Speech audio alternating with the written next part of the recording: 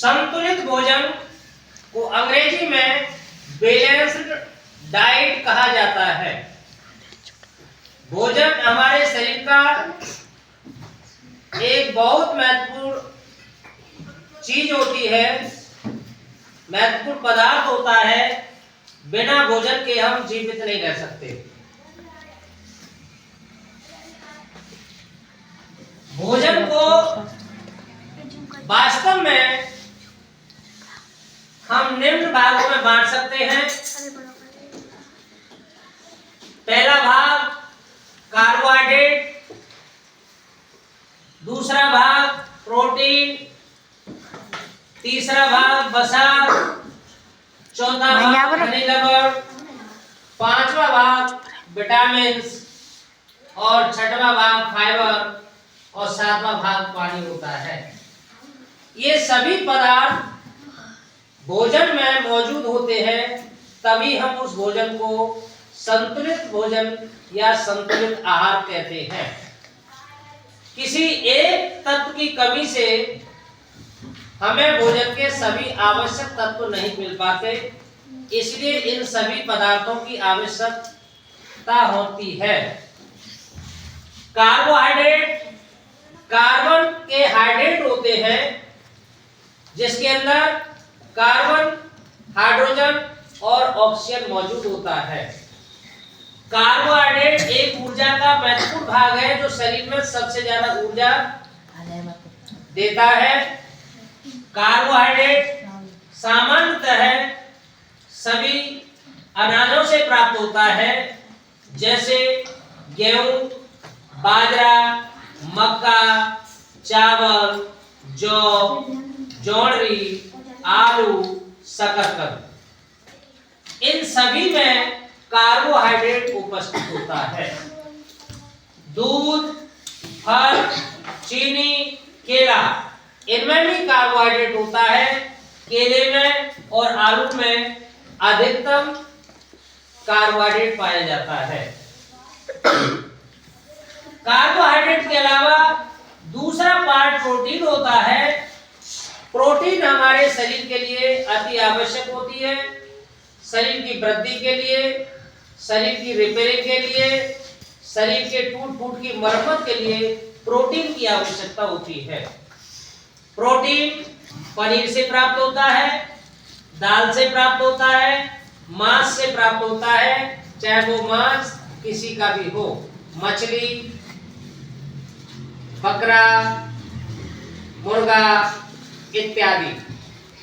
अंडा, अंडे से भी प्रोटीन प्राप्त होती है। सोयाबीन, दूध और दही। सोयाबीन में अधिक प्रोटीन पाया जाता है। शाकाहारी लोगों के लिए पनीर, दाल, दूध, दही, सोयाबीन खाना आवश्यक है, क्योंकि शाकाहारी लोग मांस को नहीं खाते, अंडे को भी नहीं खाते हैं। इसके बाद तीसरा घटक वसा होता है। वसा का मतलब होता है चिकनाई। वसा का मतलब चिकनाई होता है। चिकनाई घी से प्राप्त हो सकती है, तेल से भी प्राप्त हो सकती है, डालडा से भी प्राप्त हो सकती है, मांस से प्राप्त हो सकती है, दूध से भी प्राप्त हो सकती है। इसके बाद अगला घटक है खनिज लवण। खनिज लवण फल से प्राप्त होते हैं, पत्तेदार सब्जी से प्राप्त होते हैं, डेयरी उत्पाद से प्राप्त होते हैं, डेयरी उत्पाद से प्राप्त होते हैं, अंकुरित बीज से प्राप्त होते हैं। अगला घटक विटामिन होता है। विटामिन दाल, मांस, अंडे इत्यादि से प्राप्त होते हैं। विटामिन कई प्रकार के होते हैं, इनका वर्णन अलग से किया जाएगा। फाइबर, फाइबर का अर्थ होता है रेशे, यानी रेशेदार भोजन। रेशा हमारे शरीर के लिए अति आवश्यक होता है, क्योंकि रेशेदार भोजन को हमारी आंतें बहुत जल्दी अवशोषित कर लेती हैं, जिससे हमारे शरीर में कुपच जैसी समस्या पैदा नहीं होती है। रेशे प्राप्त करने के लिए साबुत अनाज, फल, पत्तेदार सब्जियां, नारियल का पानी, नारियल, दाने और बीज और कई प्रकार की फलियों में रेशेदार भोजन पाया जाता है। इन सभी के अलावा पानी भी अति महत्वपूर्ण होता है। हालांकि पानी से कोई ऊर्जा प्राप्त नहीं होती, लेकिन इन सभी घटकों को पचाने के लिए, सभी घटकों को घोलने के लिए पानी की आवश्यकता होती है, इसलिए हमें भरपूर पानी लेना चाहिए। कार्बोहाइड्रेट में कार्बन, हाइड्रोजन, ऑक्सीजन तीन चीजें प्राप्त होती हैं, लेकिन प्रोटीन से कार्बन, हाइड्रोजन, ऑक्सीजन और नाइट्रोजन और फास्फोरस भी मिलता है। यानी इन तीनों चीजों को प्रोटीन से 1, 2, 3, 4, 5 चीजें प्राप्त होती हैं। दोबारा से सुनेंगे, कार्बन, हाइड्रोजन, ऑक्सीजन, नाइट्रोजन या फास्फोरस, ये सभी प्रोटीन से प्राप्त होते हैं।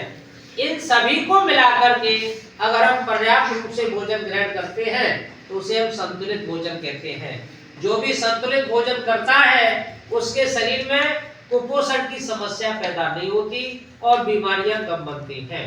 अगर संतुलित भोजन नहीं करेंगे तो कई प्रकार की बीमारियां और हमारा शरीर कुपोषित हो जाएगा, यानी हमारे शरीर में किसी प्रकार की कमियां पैदा हो जाएंगी। इसलिए हम आपको सुझाव देते हैं कि ज्यादा से ज्यादा संतुलित भोजन करना चाहिए। धन्यवाद।